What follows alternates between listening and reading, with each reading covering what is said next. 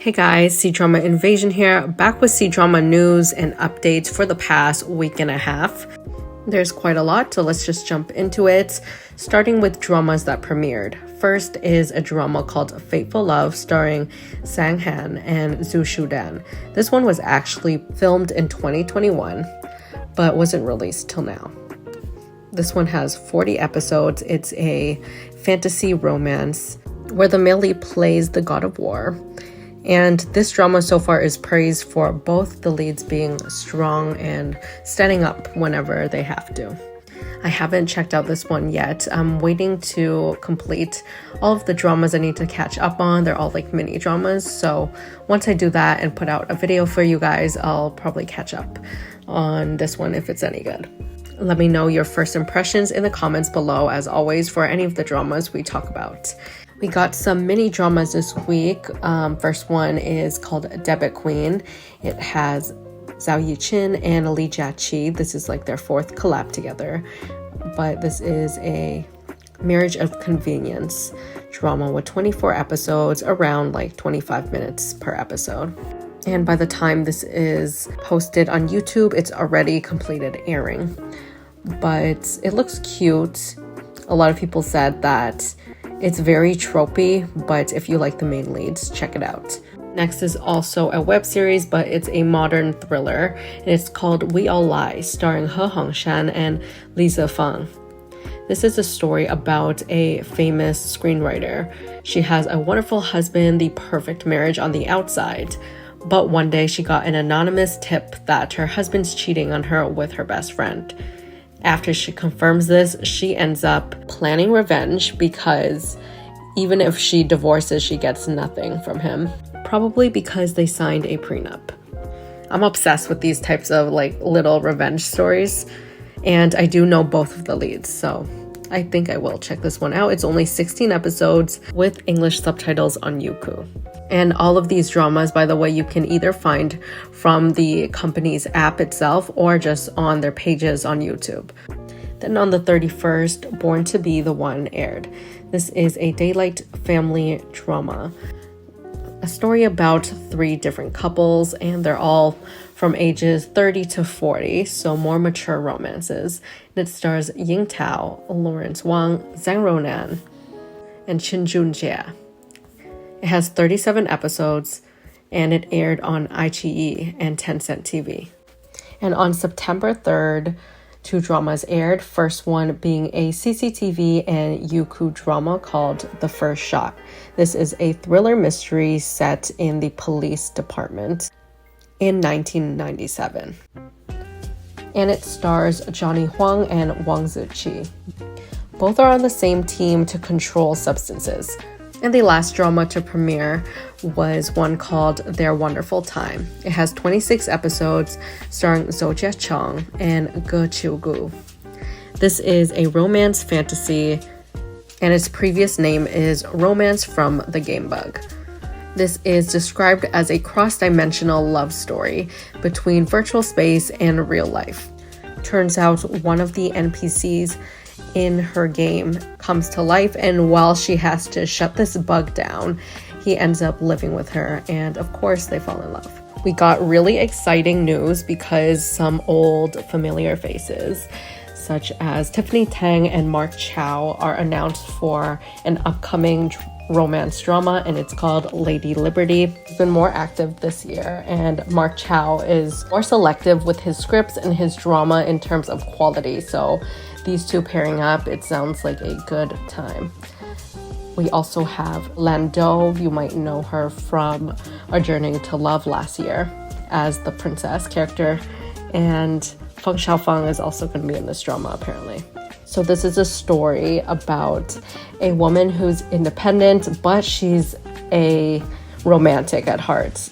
And it's time for marriage, and there's so many people around her, good suitors, but she just really wants to experience a pure, true love. I think we've been getting a lot of like more mature adult romances and how they explore the workplace and all that, but these days there's been more and more ones that are a little bit different, like Will Love in Spring or Tale of Rose. I hope this will fall into that category.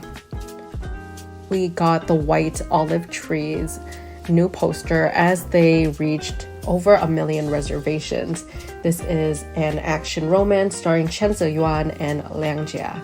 And the next drama made headlines the second they started filming because of how beautiful the cast looks together, the main pairing. And also everybody was so into the styling. So it's called Love in the Clouds. It stars Niu Ho and Liu Xiao.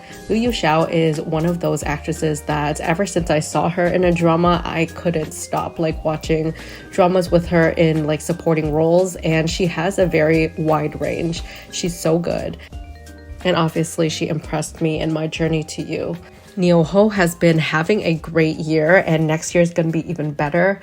And at the end of the year, apparently Fangs of Fortune is airing, so I'm sure his popularity will only rise from here. This is a fantasy romance described as a battle of wits between two people. The female lead is a ruthless female god, and she got poisoned, so she needs an antidote. Because of this, she has to seduce the male lead in a love trap. But the thing is, he apparently already knows, and he's just playing the game with her and trying to manipulate her as well. I think 2025 is going to be amazing. Just from all these wrap-ups alone, or like these booting ceremonies, I'm excited. A lot of these dramas are catching on that the audience is very into people that are clever, smart, strong, and I've been seeing it a lot in the Chinese dramas they're putting out now. Another casting announcement is for Peace and Joy, a new modern romance that announced Zhang Maoyi and Chen Xinhai as the main leads. This sounds like a very chill, sweet romance set in like the hometown space, which is my favorite. They're always so cozy, and there's usually some family into it. And this one, it says that these two families are really close in this town, and she came back and started developing feelings for somebody she knew all her life, but never really, they never really had a chance to connect in a romantic way. Drama Kill Me, Love Me, starring Liu Shuiyi and Wu Jinyan, has recently obtained their distribution license, and it's confirmed for 32 episodes. Now, am I worried that this type of assassin drama is not gonna wrap up properly in 32 episodes? A little bit, but also I'd rather have 32 instead of dragging on like 40 episodes if they don't need it. I've always been hyping this one up because it looks great from the trailer, the teasers, and I think Qiugu is just on a roll this year. Obviously, with the double, it looks like this one is trying to air before the year ends as well. Now let's move on to the news section. First off is actress Song Zuer, also known as Lorena Song. Studio officially put out a statement and denied the Gaokao cheating allegations. This is huge. It is the biggest test it's the college entrance exam, and it's really intense, difficult. There's a whole week of prep, and parents are out there like cheering for their kids. Super intense. It just determines your entire life. So when there was news that she cheated, obviously on top of the tax scandal, was not looking good for her at all. I was like, oh, this girl's gonna get blacklisted.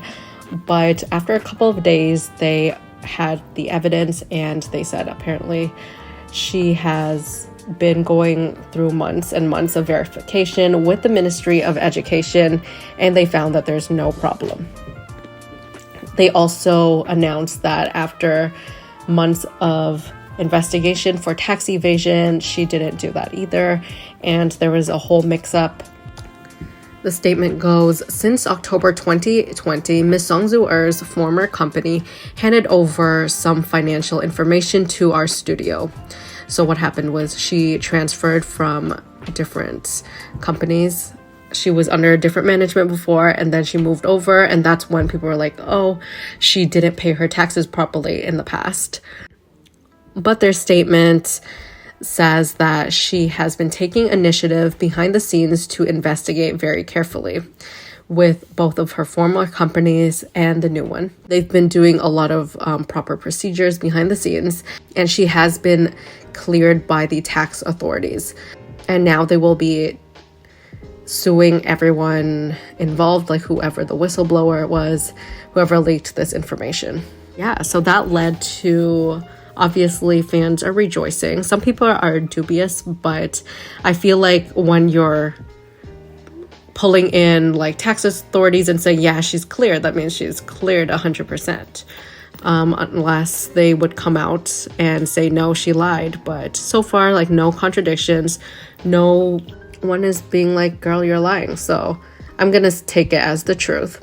And because of this, there's been rumors that her drama Prisoner of Beauty will be geared to premiere soon, as in before the year ends. Yeah, so yay, some good news. I hope that it stays like this and nothing else comes out of it. This is actually one of the rare cases where like whoever leaked it is actually wrong. Usually there's something shady going on, or at least one of the things that they're accusing the actor, actress of is true. So yeah, congrats on Zuer, and I hope to see her drama soon. Then we have the wonderful news of Huang Zitao proposing to her longtime girlfriend, Xu Yang. They both confirmed that they were dating, I think, around a month ago. And then they went on this show called Dare or Not.